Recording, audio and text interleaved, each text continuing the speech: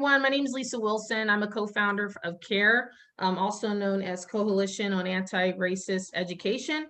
We are excited to be here, join with you today. We have 45 minutes to spend with you and to get to know you and ask some questions about how you're engaging your students and hopefully provide some insights on some work we're doing in LA County and the success we've had there. So I'm going to go ahead and just remind everyone, I put some questions in chat. We really want to hear from you. We want to be able to tailor our services to meet your needs. So make sure you look at chat, you respond to those questions, and I'm going to pass the baton to Letty Garza to introduce herself. Hi, everyone. Letty Garza here. I'm also a co-founder of CARE, the Coalition on Anti-Racism Education. I'm also the owner of Epic Consulting, and we're partnering on some creative activities for CTE when it comes to equitable career exploration, K through 14. Interested in helping bridge gaps wherever possible, and that's why we're doing this important work. Good afternoon, everyone. My name is Chrissy Norris. I am also one of the co-founders of CARE. I'm excited to be here with you all. Thank you guys so much for joining us. I am a San Diego native, and I went to school in the San Diego district, San Diego County, and my kids currently go to school here. So I'm excited to talk to you guys about an equitable career exploration curriculum and embracing DEI in the virtual CTE classroom, since that's kind of our world right now. So if we can go ahead and get started, if you guys will just take a few minutes in the chat as you're listening in, just introduce yourself. Again, tell us what grades you teach, where you're from, and why you've opted to join us in our session today. Just a little background on CARE, and our mission is to develop curriculum and professional learning offerings that will help empower and transform the lives of those who will advocate for social justice, human rights, and an equitable and inclusive world for all. And our vision it's a big vision, but we have a vision to be a beacon for educators and community members, youth, and existing human rights and social justice organizations to elevate transformation through education and legislative reform. And we like to say that CARE has the cure. And it's the cure for a lot of different things that are happening right now within our society. The C stands for create, and we really believe in creating a space that helps foster that radical empathy in order to help move to a more anti-racist mindset. And we also believe in uniting.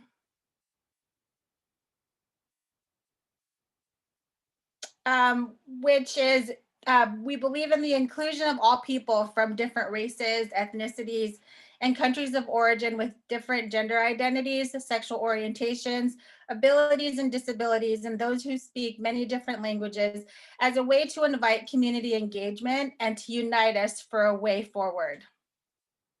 We also believe in reform. We believe in social justice reform, as well as personal reform through that radical empathy and new legislation so that equity and justice can be realized for all.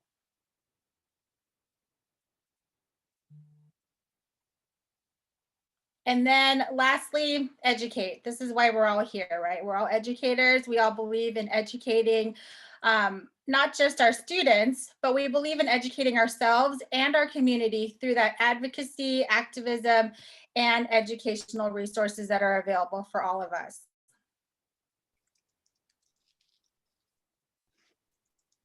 So what we are here to talk about is to present this equitable access to a career exploration curriculum. We believe that equity and access are necessary to help close those opportunity gaps and really help students reach their highest learning and earning potential. I know we're all in the world of virtual learning right now, and we want to make sure that we address access, especially now in 2020. And with that, what that means is we want to be committed to the following: and access to Wi-Fi, making sure students have access to devices, making sure they have a supportive workspace, a dedicated workspace for them to do their assignments, making sure they have access to school supplies, making sure they have interventions to meet their basic needs. And then most importantly, making sure that there's teachers who empathize and are willing to act on behalf of the students. And lastly, in the light of everything that's happened within social justice and what we're dealing with in the media, we wanted to make sure to create a free career exploration curriculum that is truly equitable and really keeps all students in mind. So what we came up with is a curriculum that's called Do Something Great. We really believe in diverse choices, makes for stronger voices, and this really helps propel students to really figure out what it means to do something great in their life. So just an overview on our Do Something Great curriculum. It's a career exploration that's available on Canvas, and it's a free curriculum for all students. And we designed it with all students in mind, no matter what their pathway is, no matter where they're going. We wanted to make sure to provide online resources to really highlight student assets. We wanted to incorporate assignments that help students focus on their skills, really identifying what it means to be mentally well, helping students identify their passions and ways to research their goals. We also wanted to provide a platform for them to create expectation of that social awareness and action and what that means to be active in society and making those choices. And then also providing exposure to various industry sectors, plus introducing the concepts of diversity and equity within industries, education, training, and career paths, so that students are more informed to make choices about their lives. Because as I mentioned, we want to make sure that students realize what it means to do something great for them, not what their parents want them to do, not what their teachers are telling them to do, but this really helps students focus on what they're passionate about and really identifying who they are as individuals, what it is that they want to be when they grow up, and really achieving that and helping them to close that opportunity gap and making sure that they have those resources available to them. So as part of our curriculum, we have very detailed outline of what it is that students are going to be participating in as they go through. As I mentioned, we believe that CARE really has the cure in closing those opportunity gaps and creating that space that really fosters that radical empathy in order to move towards that anti-racist mindset. And some topics within the Do Something Great curriculum that highlight that is students help to understand their voice. It makes their voice stronger. It really helps them to solidify who they are as individuals. There are lessons in there that focus on global citizenship and addressing social justice, the importance of voting, the importance of what it means to be anti-racist, and really how to live that anti-racist life and have that anti-racism mindset. And as we said, we believe that the inclusion of all people from different races and ethnicities, countries of origin, different gender identities, sexual orientations, abilities and disabilities, and those who speak many different languages as a way to really invite the community into engaging into a way to unite us forward and moving forward together.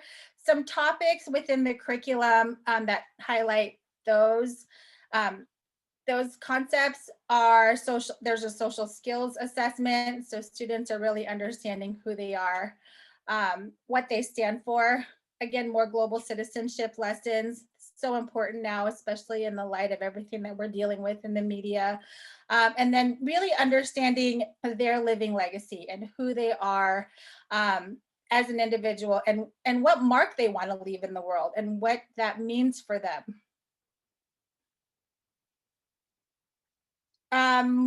We believe in social justice reform as well as personal reform through radical empathy and new legislation so that equity and justice can be realized for all.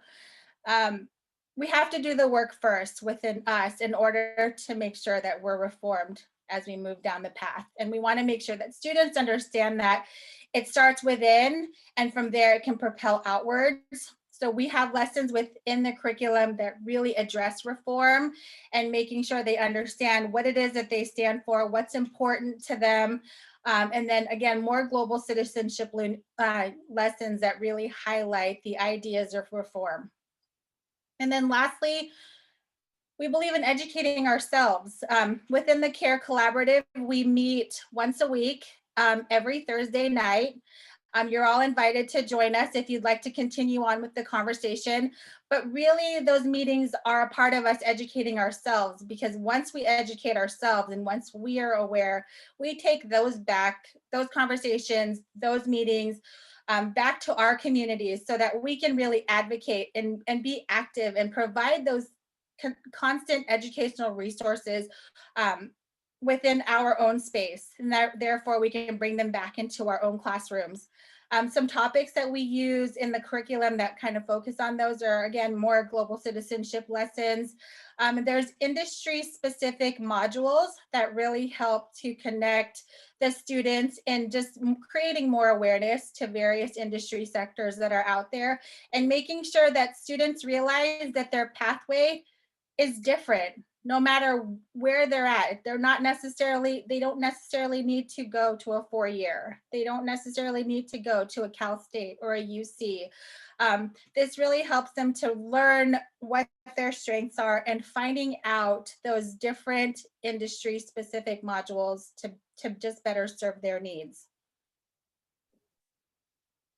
All right, good morning, everyone. So my name is Lisa Wilson. I'm really excited to be here and share with you about the outcomes at our Los Angeles sites that we are actually utilizing Do Something Great curriculum. And LACEP stands for Los Angeles County Career Exploration Program. One thing that I saw within the different schools out there is students really not having an opportunity to participate in certain career exploration programs because of the lack of funding. And funding is a big issue. As we all know, it's going to continue to be a huge issue. So as a co-founder of CARE, we really wanted to develop a curriculum that students can touch. We want them to be able to access it. So that's why we've made it free for all, so we can truly stand behind. One of our visions is to make sure it's equitable and accessible. So the access piece is something we're still working on. As we know, we all are still kind of struggling with some devices, some students not having Wi-Fi or hotspots to work from. So that's always kind of been something that we as educators are aware of, and we're doing our best to try to make it work.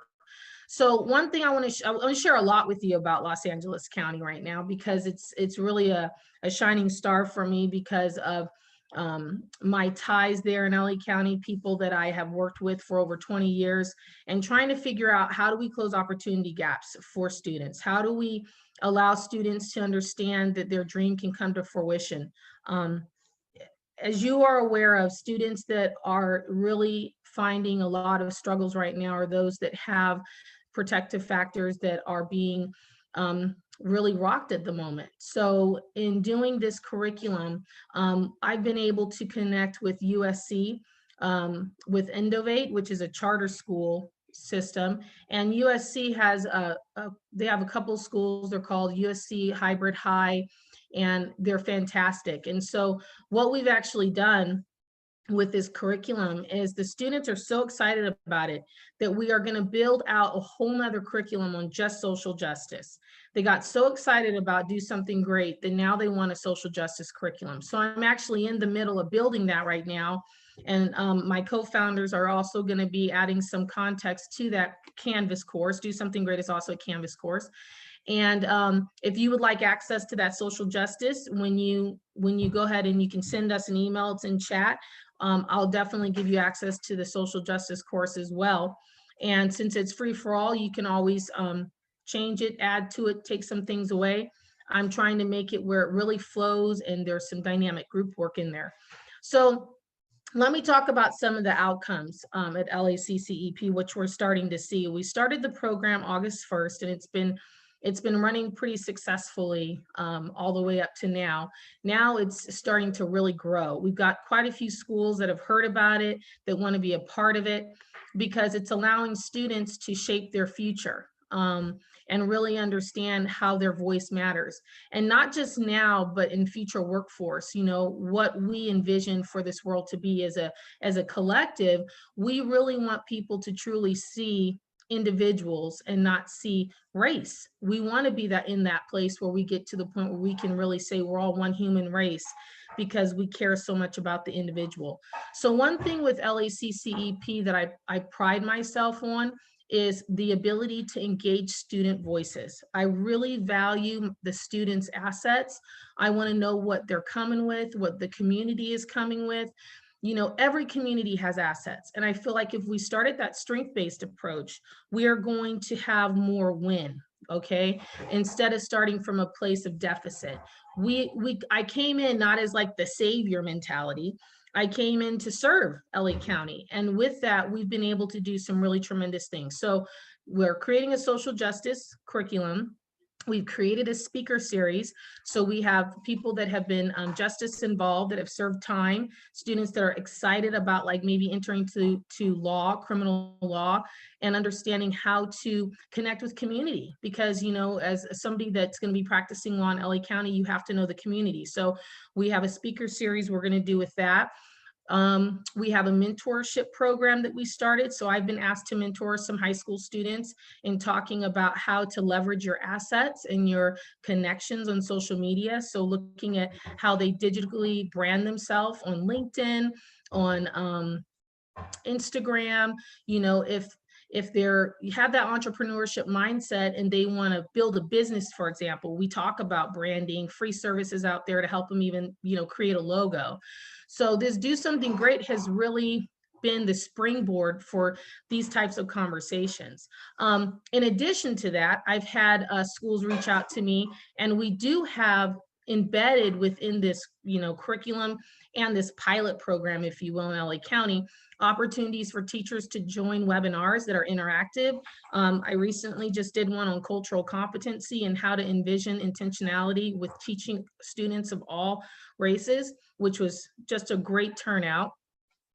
So it's exciting to see educators excited, and also to hear teachers, really see teachers for where they're at. They're in the trenches, they're doing such hard work, and we want to be able to, as a collective, you know, come alongside of them and do that heavy lift that they really don't have the creative energy and time to do, because they're meeting the needs of their students, right?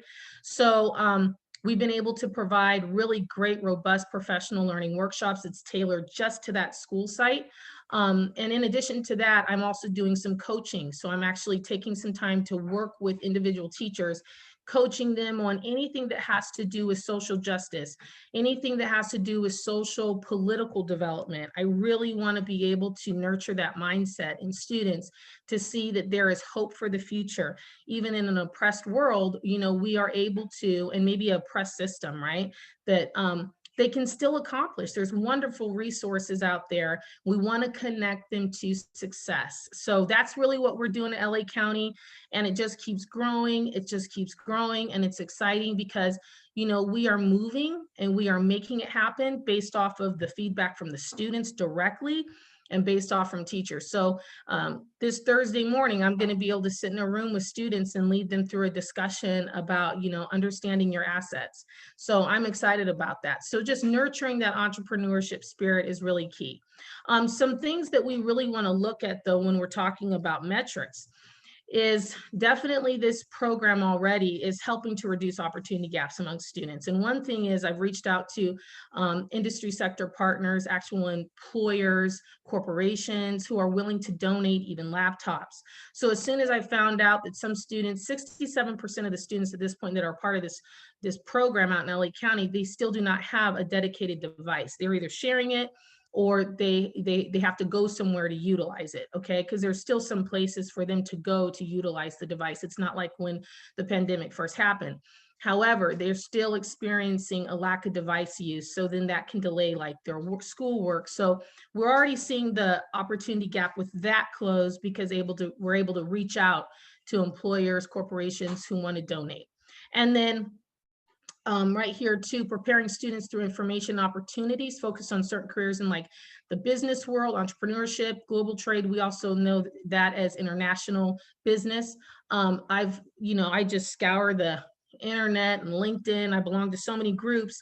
I love to be as resourceful as I can. So I've found all kinds of incredible workshops that all of our colleagues are hosting, how to register for college, an opportunity for students to join this webinar. It was free.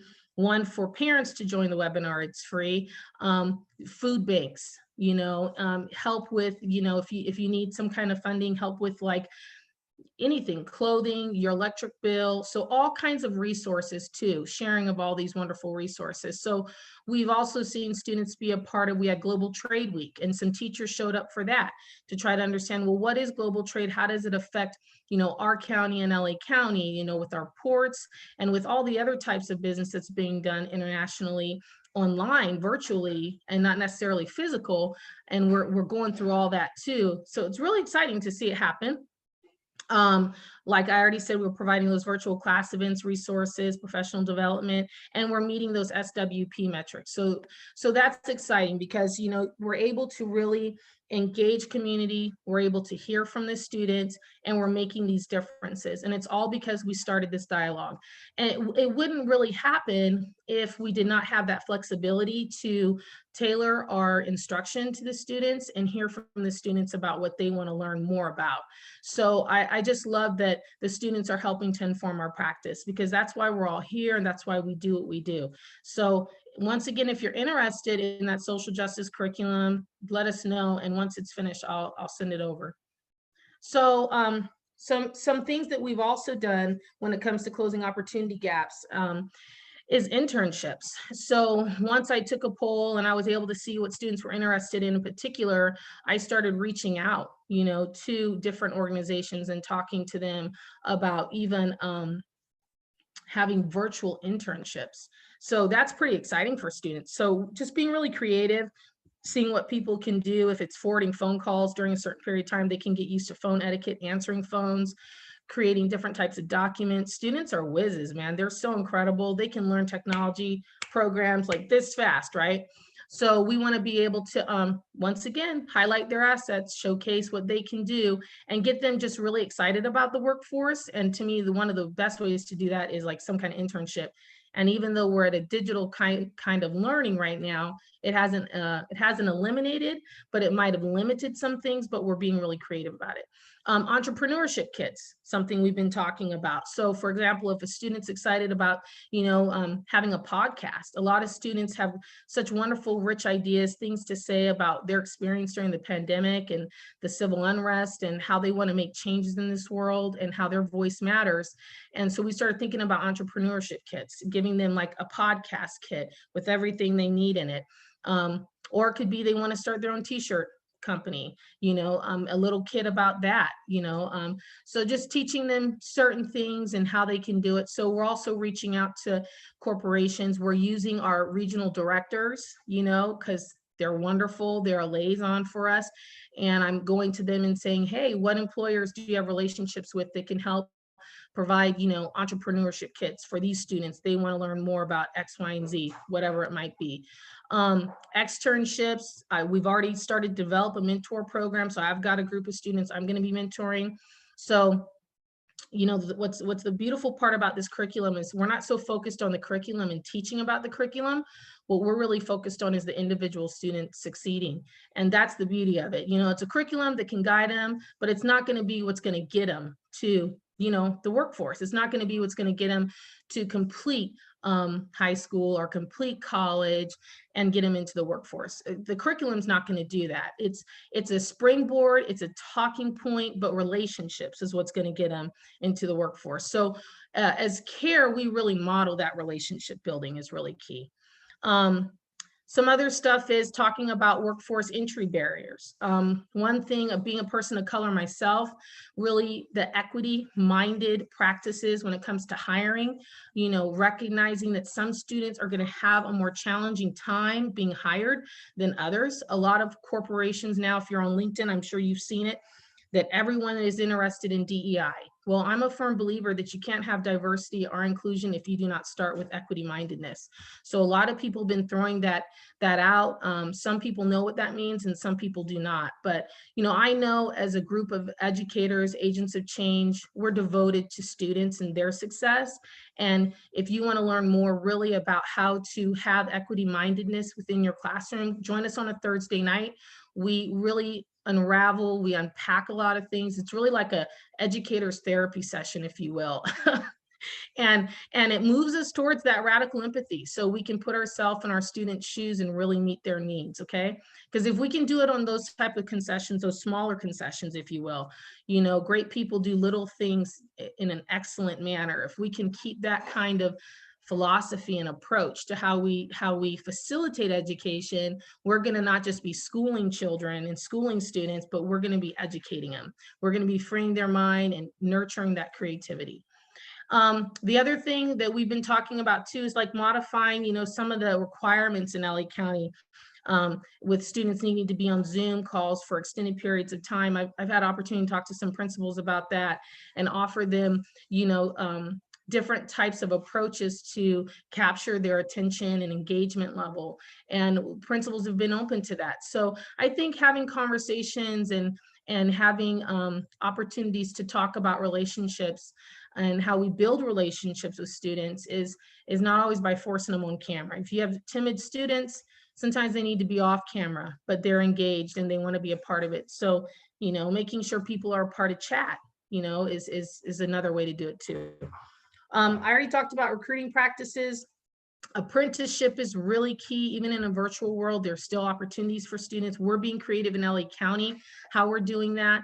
But the number one thing I really, really love doing is talking individually to teachers. So what's nice about this program that we have in LA County is we're taking kind of the stress a little bit off of administration, if you will, and we're doing that lift. You know, I'm looking at all my contacts and all my resources, and I'm building more resources and trying to find ways to help close opportunity gaps for students by talking to the teachers who work with students every day. So I can't express to you how grateful I am for teachers in this time and being in the trenches more than ever. We should just be giving them lots of love because of the work that they're doing.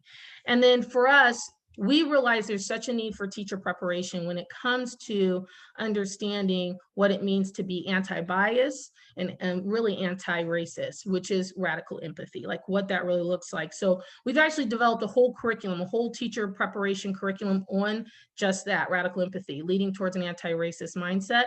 So if you're interested in that, we do have a cohort 2 starting January 15th. I put that in chat. Make sure you fill out the interest form for that if you're interested in being considered to be a part of that cohort. We'd love to hear from you. And right now, I think I've talked quite a bit. So I'm going to pass it over to Miss Letty Garza. Hi, everyone. I was a little distracted because there's people I know in the chat and I was chatting away.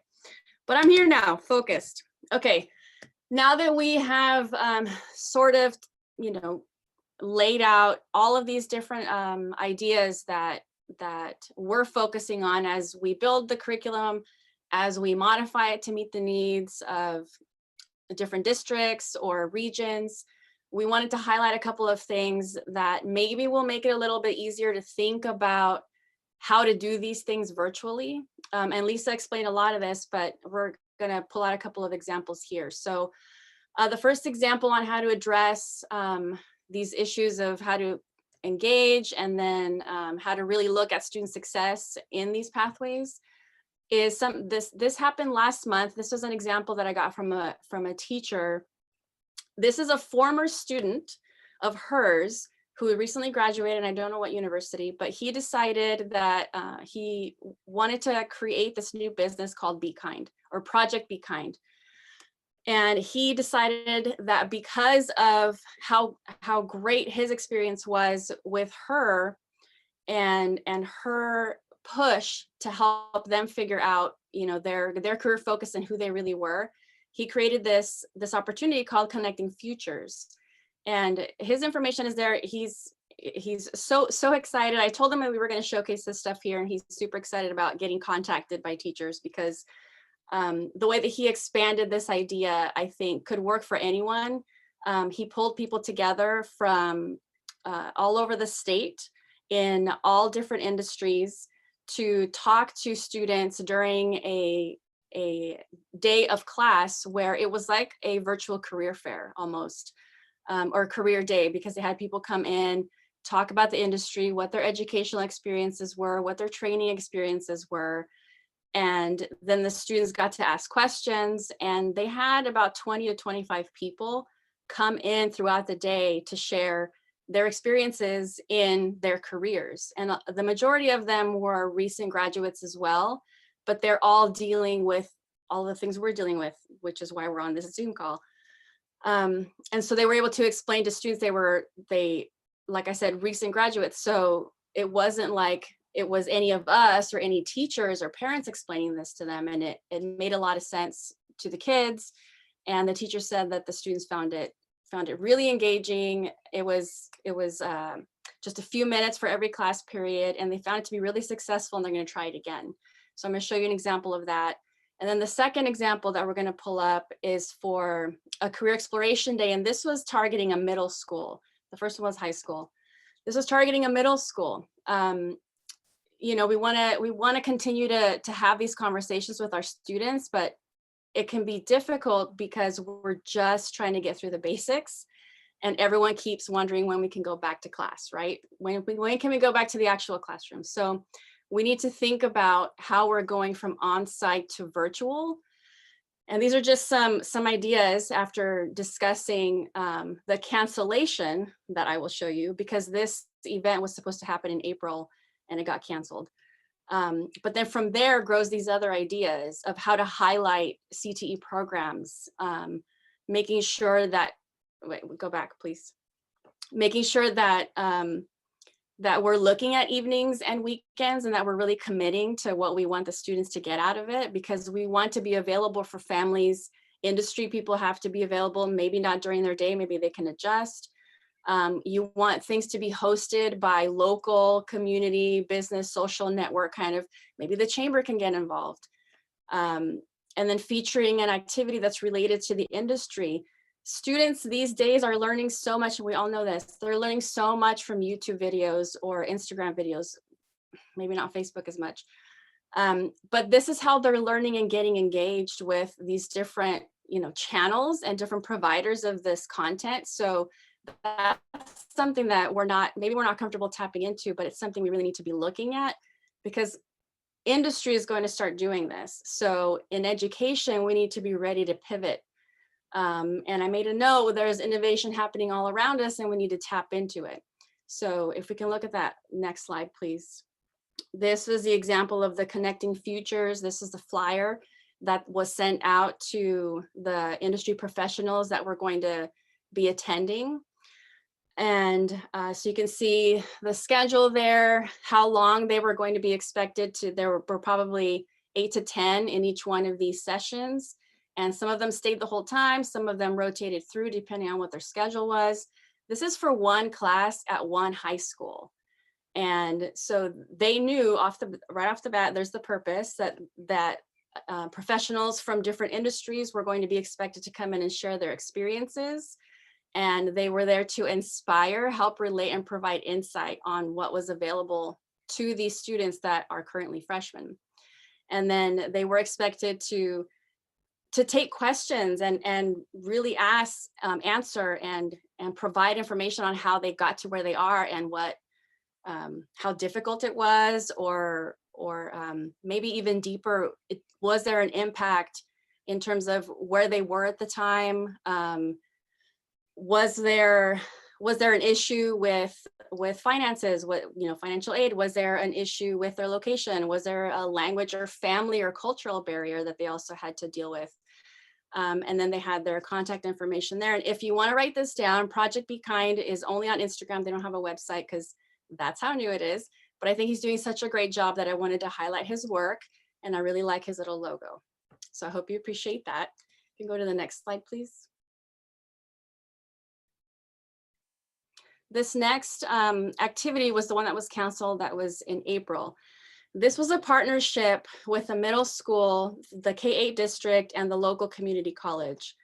And we set up a day where family was going to be invited and a variety of CTE programs were going to come to the campus to showcase hands-on activities that were going to be appropriate for 6th through 8th grade, because it's a middle school, and families. So if they were bringing, younger kids in that they could manipulate what was being provided. There were going to be, some things inside the gym, for example, some of the robotics and electrician stuff was going to be inside. There was going to be even the archaeologist department. The archaeologists in the social science department was going to bring,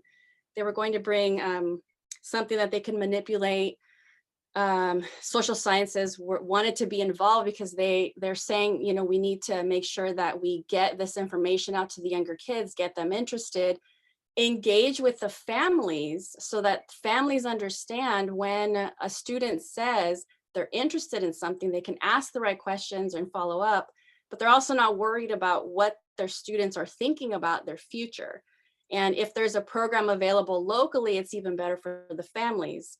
Culturally, where I am in the Central Valley here in California, it can be difficult to get families to really think about the future of their kids, because it's like, just go to school and do what they tell you. But if we can bring families into something like this, this was during the day and the students were going to be coming in and out.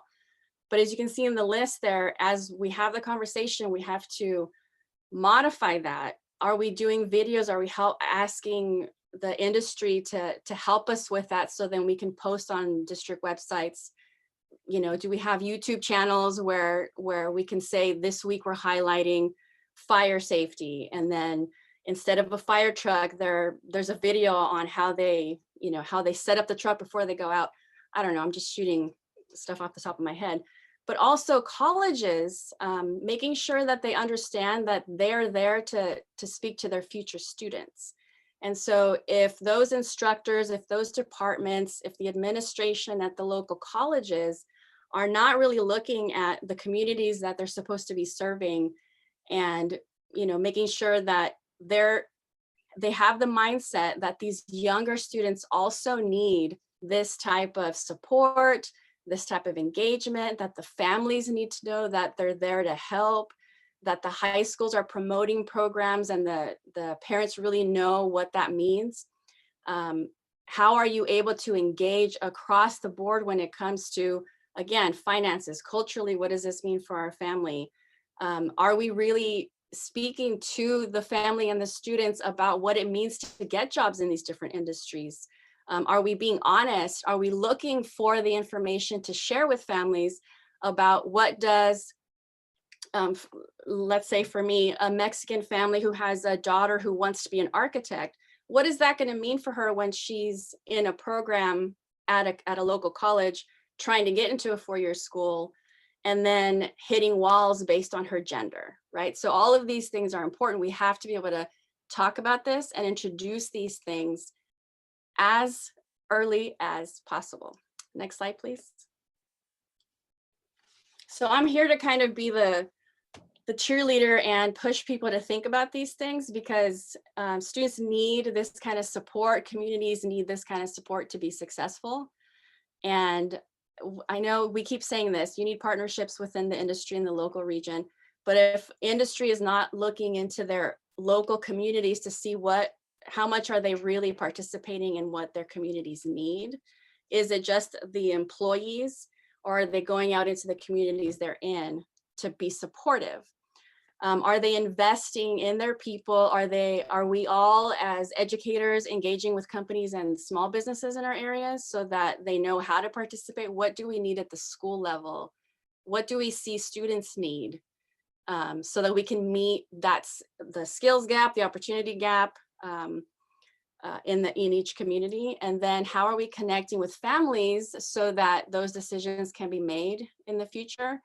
And we keep having these conversations, but I want to remind everyone that we need to do more than just talk about it, and we need to be about it.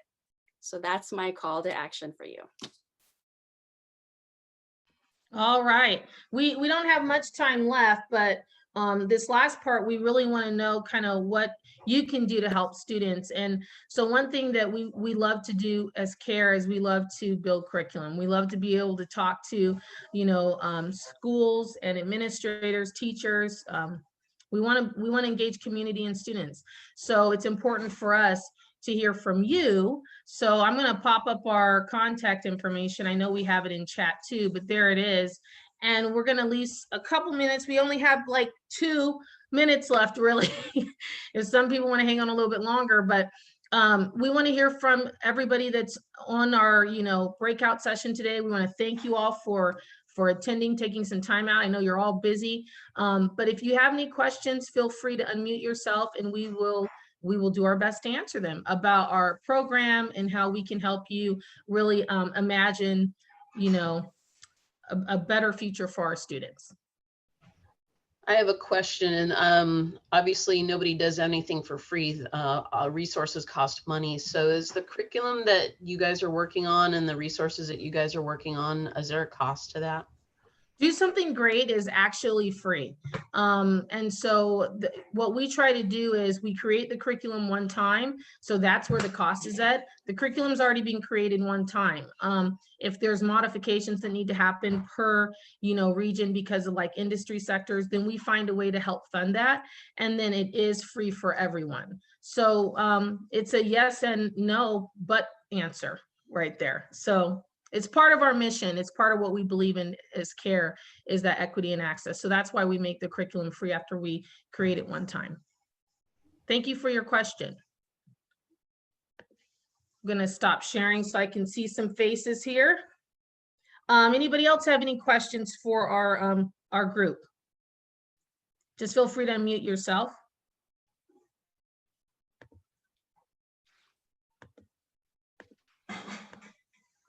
Wow. What externship is? What? Externships. Yeah, so extern is an opportunity for students to actually be paid for their time. So we actually have some of those opportunities in LA County. And really, these do not happen just because we're putting it out there and asking industry folks. It's really so much relationship building. It takes so much time, and we really recognize that teachers do not have that kind of time. So that's one of the other reasons why we created the CARE Collective, is just to start leveraging our contacts and see how we can be a resource. We also rely heavily on our regional directors for industry sectors. So I've got 2 that I work with in LA County. One is Judy Fox, the other one is Ruth. Her last name is hard to pronounce, so I call her Ruth. That's her first name, but it's global trade and business entrepreneurship is the 2 industry sectors I'm working with out there. The reason for those choices was because it was underrepresented BIPOC students as far as that industry specific. So that's why we work together.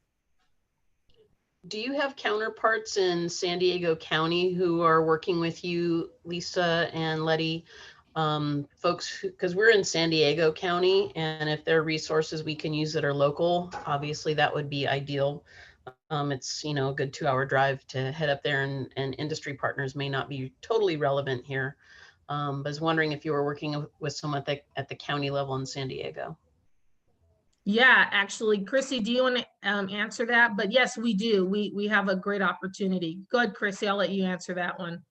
Yeah, we're actually trying to replicate this same program down here in San Diego County, and we've already met with a few people within the County Office of Ed, and so it's in the works. Be patient, but I'm from San Diego, so it's definitely near and dear to my heart to bring this curriculum within our county. I just know that it's so desperately needed. So it is in the works, and we're hoping that, we'll be able to get schools to participate in the same type of program, obviously with industry sectors that are specific within our own county here. Are there any other questions? I did get a couple of emails, so if you do have any further questions or you